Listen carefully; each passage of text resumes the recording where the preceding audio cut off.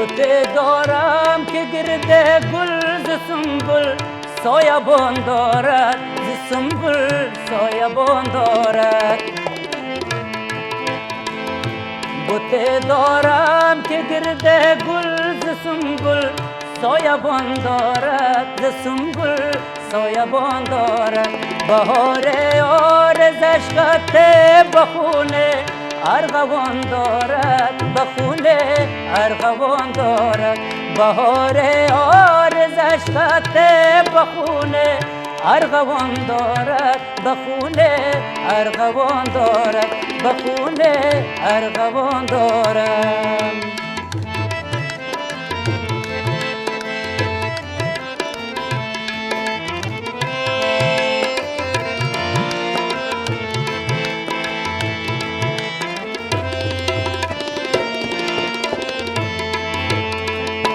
اگر مردم ز من پرسد چرا رنگت خزان گشته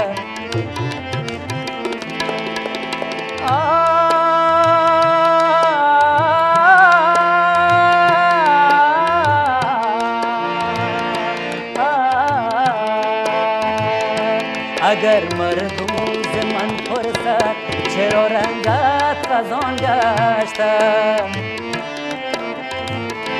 جوابشان همین گویم عزیزه در سفر دارم عزیزه در سفر دارم جوابشان همین گویم عزیزه در سفر دارم عزیزه در سفر دارم بوته دارم که گرده گل ز سنبل سایبان دارد ز سنبل سایبان دارد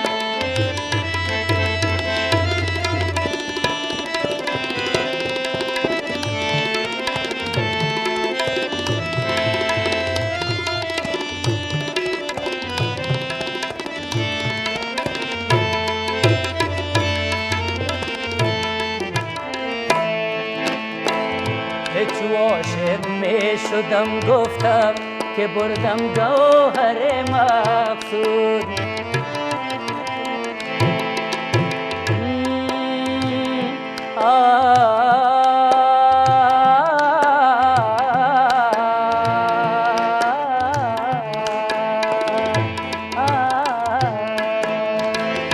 چو عاشق می شدم گفتم که بردم گوهر مقصود ندانستم که این دریا چه موجه خون فشان دارد چه موجه خون فشان دارد ندانستم که این دریا چه موجه خون فشان دارد چه موجه خون فشان دارد بهار آرزش خطه بخونه ارغوان دارد بخونه ارغوان دارد بوته دارم که گرده گل ز سنبل سایبان دارد ز سنبل سایبان دارد ز سنبل سایبان دارد ز سنبل سایبان دارد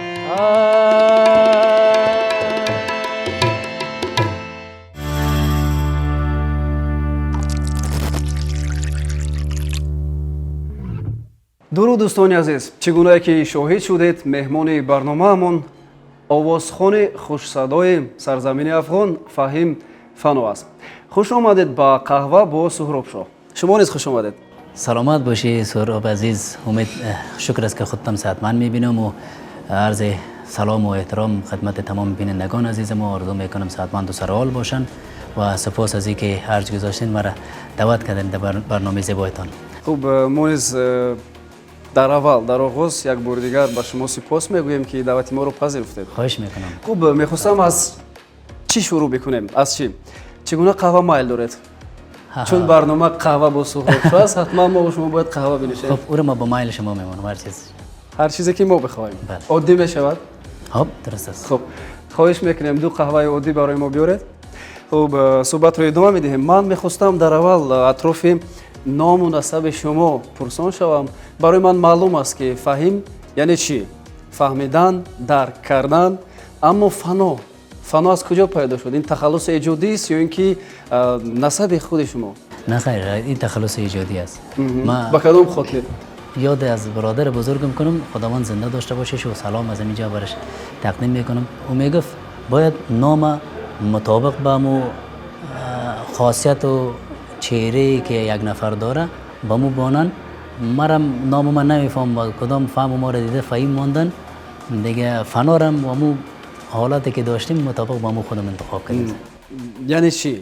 فنا گفتن یعنی چی؟ فنا نابود شدنی. نابود شدنی. من انتظار بودم که همین گونه جواب بگیریم ولی با کدام خاطر نابود شدنی؟ ما چون قوالی خان هستم. قوالی خان در مجموع اما اشعار تصوفی را میخوانن. اکثر فنا فی الله میگن با او ارتباط مردم تخلص میمانه. خب از ما فنا فی الله شده نمیتونیم. با چی خاطر انتخاب کردید و کی پیشنهاد کرد که این گونه تخلص بگیرید؟ در اصل نسب اساسی شما چیست؟ رحمانی. فهیم رحمانی. این هم خیلی نسبی زیباست. سلامت باشین. خب ما بسیار کودک بودم امی تخلص انتخاب کرده بودم. خب ما از کودکی هم اما تو یک حالت داشتم. خب همون سبب شد که باز یعنی شما گفتنید که از خوردی به ایجاد به صوت و نوا و موسیقی بله ذوق داشتید. اما قدر گفته میتونیم که ما که سر زبان آمدم اما وقت میخواندم. اما مسلکی کار نکرده بودم. حدود 13 سال 14 سال شد که واقعا وقت تصمیم گرفتم که مسلکی کار بکنم. باز دیگه بسیار جدی پیش گرفتم. تمام وقت خود صرف موسیقی کردم، صرف درس خود کردم. بهترین است. من فکر میکنم نفری که از خوردی از نورسی علاقه انتخاب میکند آینده خود رو او به جای میرسد و حتما روز موفق میشود. بله خدا کنه ما موفق شیم. حتما چرا که نه. من فکر میکنم علاقه شما موفق هستید. خب قهوه هم اومد به فکرم. قهوه می نوشید؟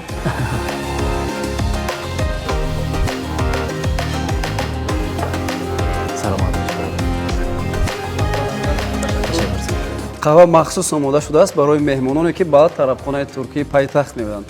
خب نوش جان بکنیم. بله.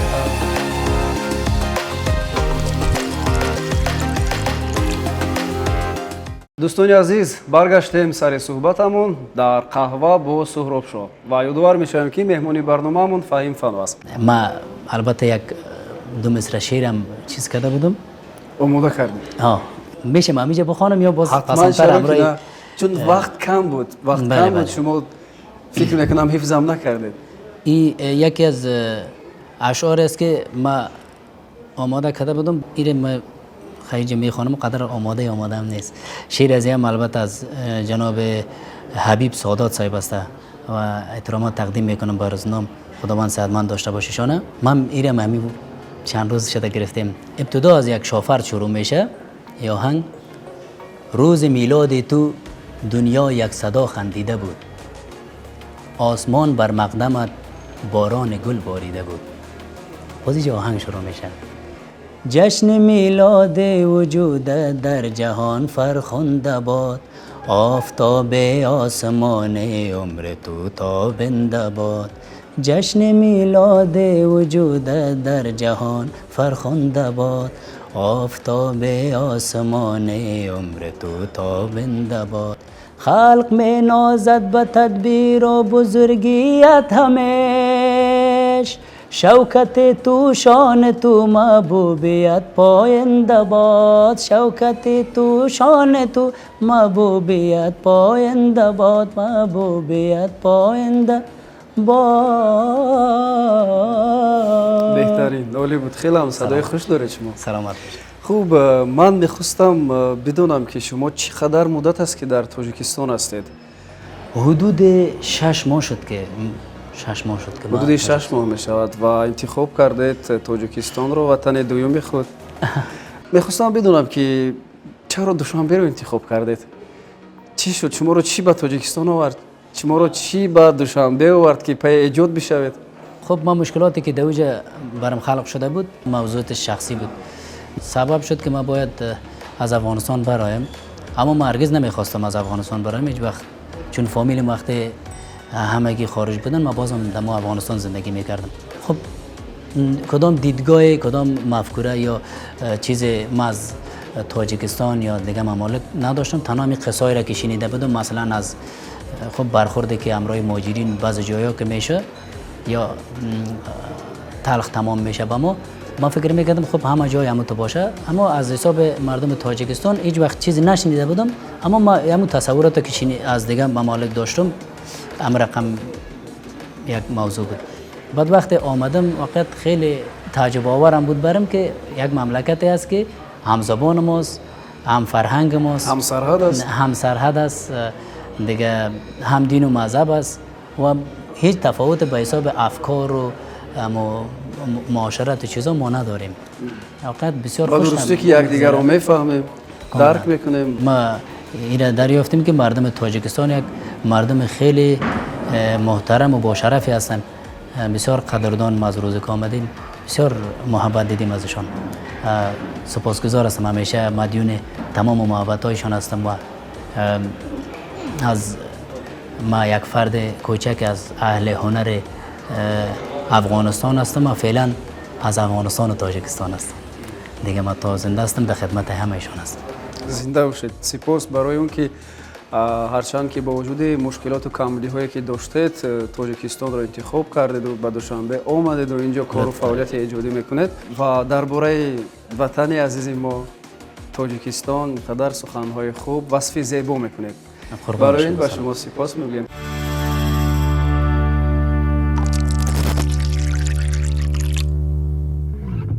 در ادامه میخواستم یک کمی از صحبت رسمی فارغ بشویم و میخواستم بدونم که تا کدام اندازه فرهنگ و صنعت و عرف و عادت مردم افغان به تاجیکا با ما تاجیکان نزدیک است. ما یک روبریکا داریم، یک بخش داریم، آنجا جا کردیم 5 ضرب المثل تاجیکی و من میخواستم به شما یک بگویم و شما شرح بدهید و بگویید که تا کدام اندازه این ضرب المثل های تاجیکی با ضرب المثل های افغانی نزدیک است و مانند است. خوب، سعی میکنم اولش رو بگویم به شما. دستی آدمیزاد گل است. در ما هم این گونه یک ضرب المثل است. در شما چی؟ بله این ما شنیدیم. البته یک سال، یک و نیم سال یا 2 سال پیش بود، یکی از دوستا ما حولیچه خانه ما را ما میکاریدم، بیل میزدم، بازور گل میکاشتم یا یگان چیز. میخواستم یک چیزی که یک جایی که زیبا باشه. باز یکی از دوستای ما از همین طرف بغلان آمده بودن، باز امروز ما امروز آمد که باش ما امروز دهقانی کار کردیم، ما سعی کنم برات جور کنم، امروز کمک شم. بازی بسیار فعال بود دیگه، از ما که بسیار سرعتش هم تیز بود. خب او مسلکی بود، در بخش کار کرده بود دیگه. بعد کار کرد و بالاخره هم یک منطقه بسیار خوب زیبا ساختیم. باز ساچت بیلش هم تمام گفت دست آدمیزاد گل از گل گفت. اما از نو شنیده بودم. بله. یعنی هر جا که آدمیزاد یک آبادی میکند، سعی میکند یک جا آباد شود، زیبا شود، این به همون ربط دارد. یعنی خوب، در ما یک عباره، یک ضرب المثل خیلی مشهور دیگر هم هست که میان جوانان بیشتر استفاده می شود، همین گونه است: سر باشد تاقی بسیار. بله ما از این استفاده میکنیم. از این استفاده میکنیم. خب یکم شرح بدید به گفت شما، با فکر شما چی معنی داره؟ سر باشد تاقی بسیار یعنی بگذر خیر است. یعنی از یک موضوعی که بگویم بگذریم، خیر ما ادامه میدیم، دوباره کار میکنیم، دوباره به دست میاریم، باز میکوشیم. با این مطلب میتونیم عزم خود به یک نفر ابراز کنیم یا بفهمانیم که بگذریم بالا یک چیزی که مثلا زحمت هم اگرچه کشیدیم، زحمت هم اگرچه کشیدیم میگذریم، ما بازم میتونیم ادامه بدیم به کار خود، باز به دست بیاریم. یعنی از اون چیزی که به دست نآوردیم یا ناکام شدیم دست نمیکشیم. یعنی زندگی دوام دارد، ما ادامه میدهیم و یک چیز دیگر رو به دست میاریم. خب آفتاب رو با دامن پوشانیده نمیشود. با دامن ما میگیم آفتاب با 2 انگشت پنهان نمیشه. خب یعنی این درباره سیر و اسرار یک نفر فکر میکنم. بله یعنی هیچ سیر تا ابد پاینده نمیموند، در خواه نخواه فوش میشود. بله یعنی عظمت و بزرگی یک فرد یا یک موضوع رو بیان میکنه که کس نمیتونه او را پنهان بکنه یا حقیقت پنهان نمیمانه. بله حقیقت. خوب، ادامه میدیم. ماه به عیب نمیشود. در شما این گونه استفاده میشه؟ ما میگیم ماه هم عیب داره. یعنی ما میگیم که ماه هم داغ داره. این رقم میشه. خوب، وقتی که ماه پورا میشود، حتی همون داغش هم فکر میکنم سالهای اخیر دیده میشود. بله از زمین. یعنی انسان هر قدر زیبا باشد، هر قدر خوش سخن باشد، هر قدر سعی بکنی او را وصف بکنی که بی عیب است، این گونه نیست. یعنی او عیب دارد، اون نیز عیب دارد. خوب باز عیب می باشه که از دیگران پنهان، اما خود امو آدم آگاه می باشه، پیشش عیان می باشه که این یک عیب دارن. موضوعات است بله.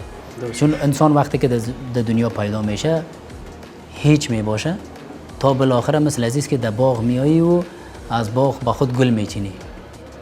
تا آخر عمر آدم خود را تعمیر باید بکنه، تصدد دمی باشه که خود را تعمیر بکنه و تا بتونه از خود چیزی نشان بده که دیگرایی را دیده اما رای از را تعقیب بکنن، اونا خود را تعمیر بکنن. یعنی درس عبرت گرفتن از یک عمل خیر. خوب جنبش میکنیم این بخش رو با یک ضرب المثل دیگر. در ما میگویند از دوست نادان دشمن دانا بهتر. بله بله ما همین استفاده میکنیم. خوب یکم شرح بدهید یعنی چی؟ آدم دانا اما حیثیت خود در نظر میگیره، هیچ وقت کار نمیکنه که حیثیت خودش یا آبروی خودش هم بریزانه. بله. یعنی آدم با امروی یک مرد روبرو می باشه. وقتی نادان بود باز او از دست هر چیز می، او با خوبی خود نمیفهمه، با خوبی خود وقت نفهمید دیگه باز با خوبی دیگه رو کاملا هیچ فکر نمیکنه. نه همین تو یک موضوع فکر میکنم یک آدم مقابل وقتی همون دشمن نادان هم میبیند، در مثال گفته شده است که از دوست نادان دشمن دانا بهتر.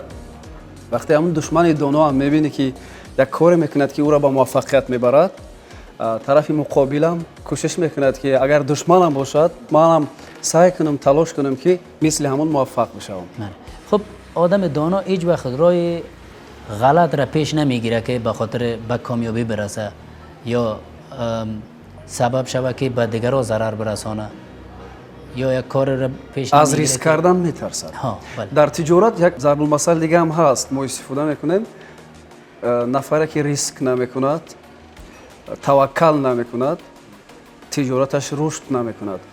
برای در تجارت موفق شدن باید امتحان کنید. خوب فکر میکنم الان وقتی آن رسیده است که یک سرود در اجرای شما بشنویم، پس آن با صحبت را ادامه میدهیم. بسیار خوب. دوستان عزیز با قهوه با سهراب شاه بمونید، پس از چند لحظه برمیگردیم.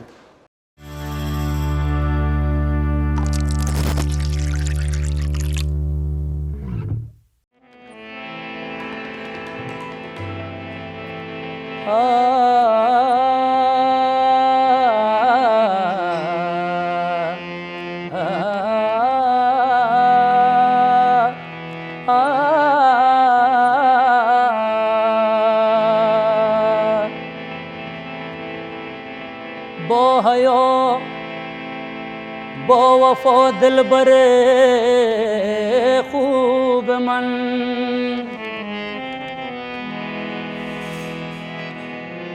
با همه دلبری باش محبوب من.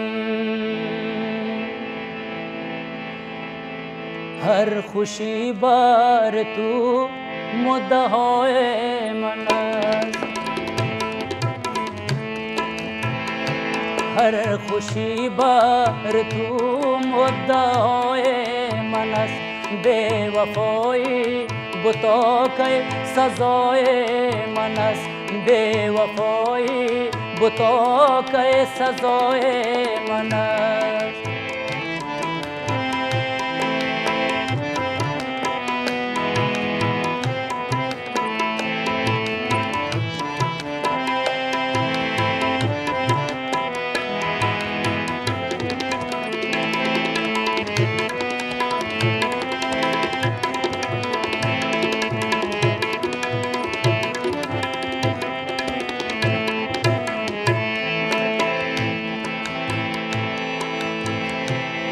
گر وفا میکنی یا جفا میکنی، گر وفا میکنی یا جفا میکنی،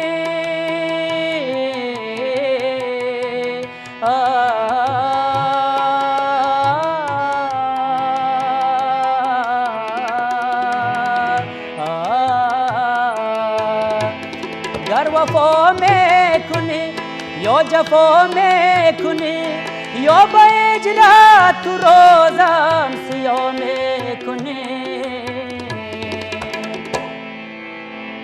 هر جفا کن خدا داد خواه من است هر جفا کن خدا داد خواه من است هر خوشی بر تو مدعای من است هر خوشی بر تو مدعای من است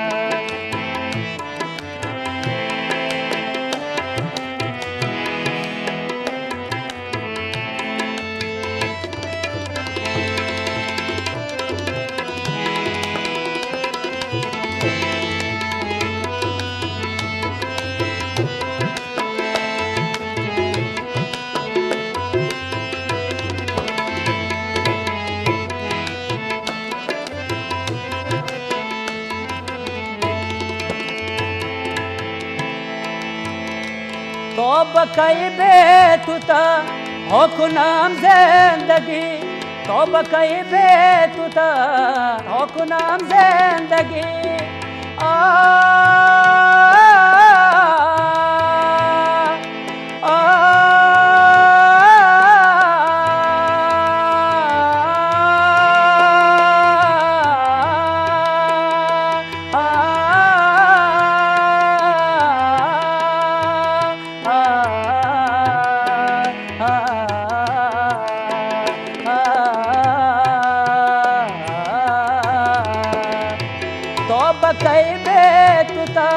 ہو کنام زندگی زندگی بے رخات شرمندگی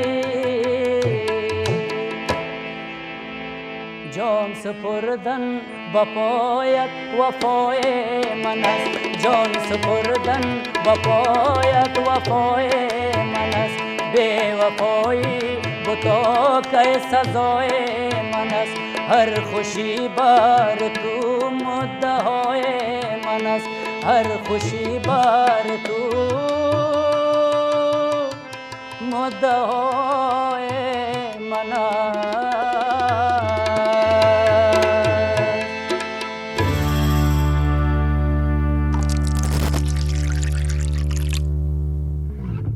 دوستان عزیز баргаштем сари суҳбатамон ҳамроҳи фаҳим фано ва бояд бигӯям ки барномаи мо аст қаҳва бо суҳроб шоҳ.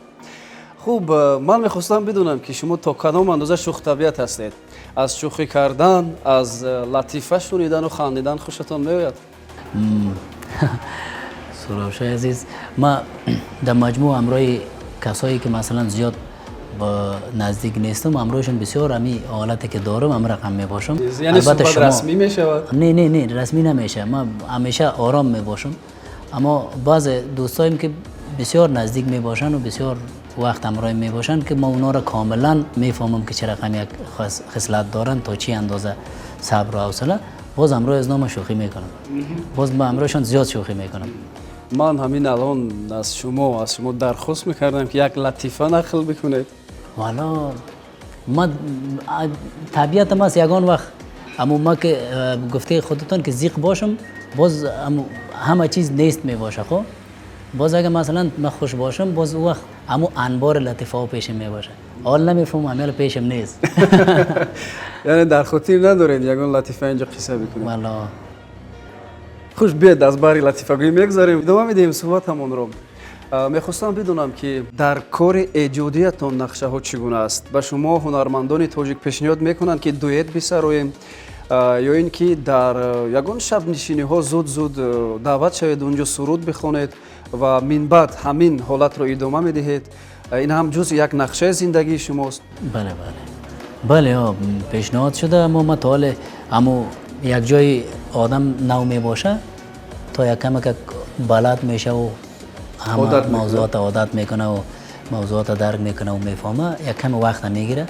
ما تقریبا نو در همین پروسه در تکامل رسیده رئیس بر ما پیشنهاد شده تا حال او تو یک کار نکردیم اینی شروع نکردیم به این کار دیگه حساب کار ایجادی تا بالا تو یک کار اقدام نکردیم اما یک موضوع چیز است که با سبک ما آلات موسیقی را که نیاز داره در اینجا کم است.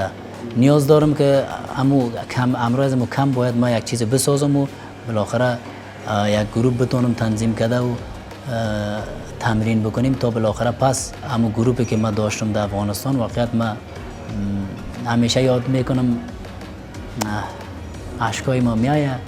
واقعیت دوستای خیلی نازم بودن هستن، خداوند زنده داشته باششان. ما براشان از اینجا سلام تقدیم میکنم دیگه. آرزوی صحتمندیشان دارم، خداوند از بلا و آفات نگاهشان بکنه، تمام مردم ما را شما را همچنان. تشکر زیاد. دیگه همیشه یاد میکنم چون ما بالای گروه سالا کار کرده بودم. واقعا هم وقتی با گروه کار میکنی، با یک تیم کار میکنی، فکر میکنم هنر، ایجادیات همه اوج دیگر میگیرد و آهسته آهسته رشد میکنی و موفق میشوی. اشکتون در اومد. معذرت. بکنیست. این گونه حالت ها میشود. این گونه خوب چون فکر میکنم با عضو تیم صمیمی بودید. بله اونو خدا نکنه اونا رو ما از دست ندادیم، اونا زنده است. اما ای که ما ازشان دور شدیم خاطراتی که از اونا دارم، اونا برادرای اعضای فامیلم بودن. ما در عالم تنهایی همیشه اونمو را داشتیم. وقتی ما تنها می بودم یا زیق می شدم گفته شما همونا بودن، با مویا تکیه میکردیم. خوب از اونا دور بودن، هم از اونا دور بودن یعنی شما هم از دوستان نزدیک دور شدید، هم از ایجادیات دور شدید. بله. یعنی با خواسته خود دشوار است رسیدن. بله. در اینجا حالا تیم تشکیل نکردید، یا گروه خاص تشکیل نکردید که سبک خودتون ادامه بدهید؟ چون 6 ماه هست که در تاجیکستان هستید. تصمیم دارم امروز بعضی دوستا ما به ارتباط شدیم، اما مشکل همی است که ما تو جای مشخصی نداریم به خاطر